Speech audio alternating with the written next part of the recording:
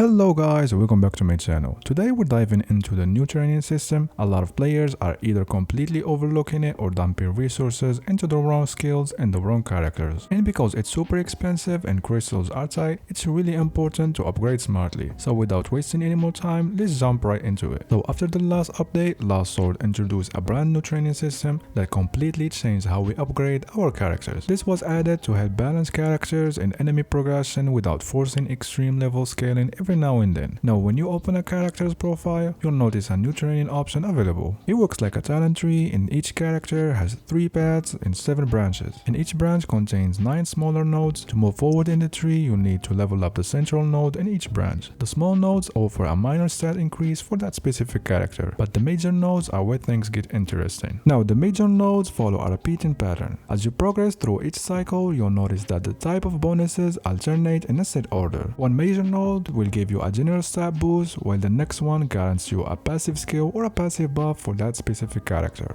This pattern continues across all branches, and with each new cycle, both the stat bonuses and the strength of the passives gradually increase. So the further you go, the more powerful the rewards become. And also these general stat boosts you get can be applied to your whole account. And it's additive, so basically if any character will provide the same type of buff will contribute to your overall stats. And those stack up and adds up all together. Now the entire tree is built around branches. There are 7 major nodes in total, and before you can move to the next branch, you need to finish all the small nodes leading up to the current big node. And then you can upgrade the major node itself. But there's a catch. The major nodes are tied up to your character's Transcendence level. That means you need dupes to unlock the major nodes and then be able to level them. And each new branch after that will require higher Transcendence level and give stronger upgrades in return. When it comes to resources, you need purple soul stones and elemental stones to level the small nodes. For major nodes, you need gold soul stones or skill pages. And again, you need to meet the Transcendence requirement to proceed. So to break it down, after you unlock the training system by getting the character, you start by leveling the small nodes using 30 purple soul stones and 30 elemental stones. Once that's done, you need 1 gold soul stone, and the character must be at T1 to unlock the major node and move on to the next cycle. Then it will take you another 30 soul stones and 30 elemental stones. After that, you need 60 skill pages to level the passive buff node in T2 and so on. And here's all the stuff you need for each Transcendence level.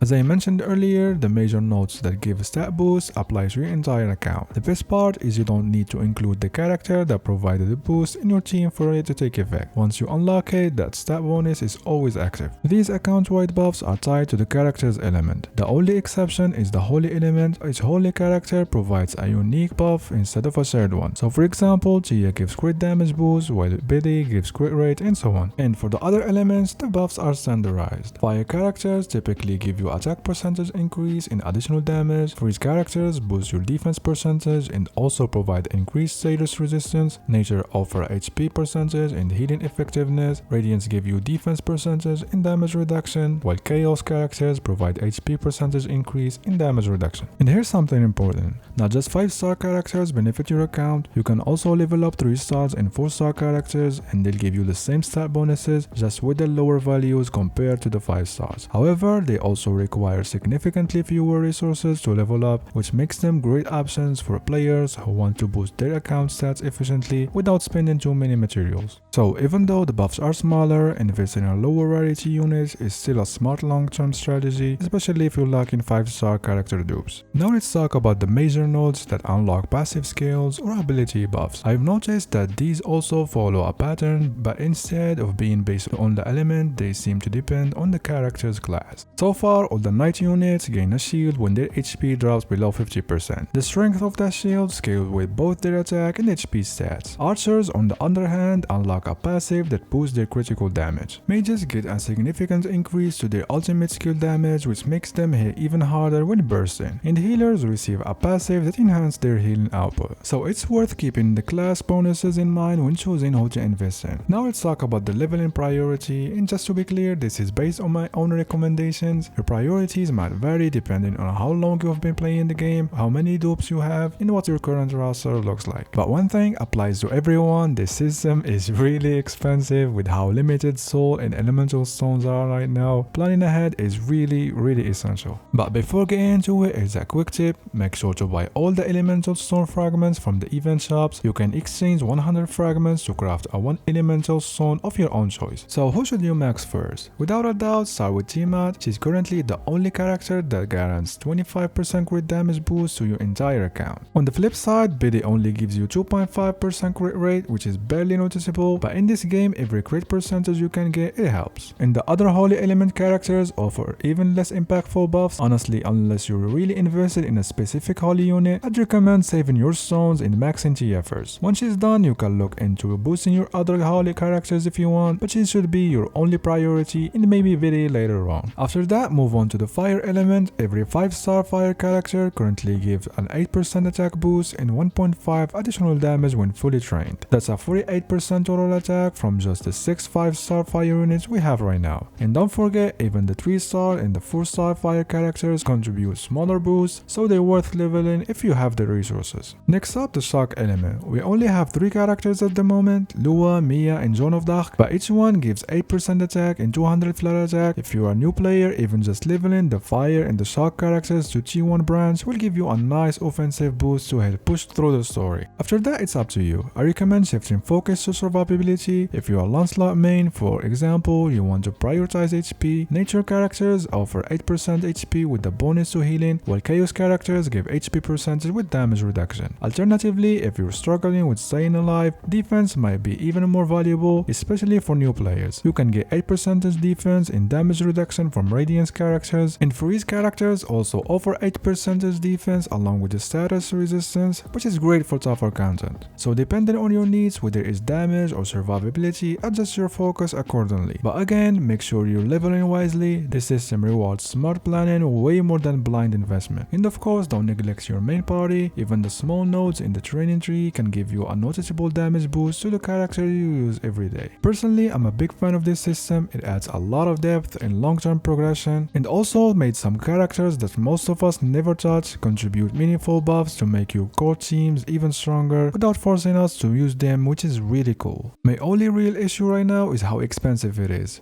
For new players and especially free-to-play users, soul stones are really hard to come by, and hopefully in the next patch we'll get more ways to earn them, just like the dev promised. And one last reminder for new players: before going deep into this training system, make sure you max level your meta resonance cards first to be safe and secure your foundation before spending those resources. I hope this video helped you understand how the new training system works and how to get the most of it. If you found it helpful, please leave a like and subscribe to support the channel. It really helps me out. Thanks for watching, and I'll see you in the next one. Bye.